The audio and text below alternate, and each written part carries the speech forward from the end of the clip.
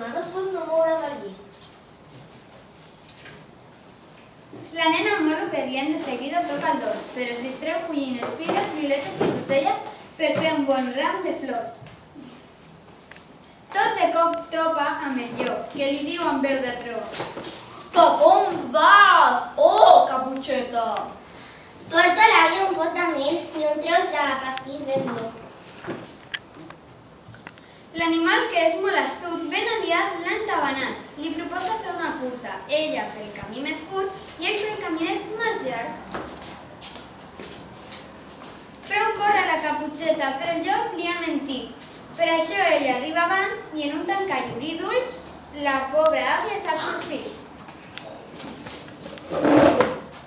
Quan per fi la nena arriba, tot li sembla molt estrany. Troba l'àvia molt canviada, però el llop porta disfressa i no se n'adona de l'engany. La Caputxeta pregunta: Àvia, hi ha aquest nas tan gros, i aquests ulls, i aquestes orelles, i aquesta boca rebrosa, com si la bestiola fos. I respon el llop ferotge: Per flairar la teva olor i per veure't i sentir-te, i la boca és tan regrosa per menjar-te millor!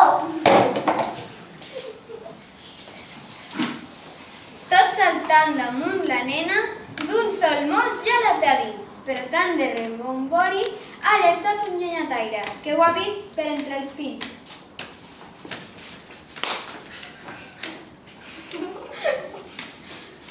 Quan el llenyataire arriba, troba el llop fent la migdiada, se li acosta a poc i li obre la panxota d'una sola tisorada.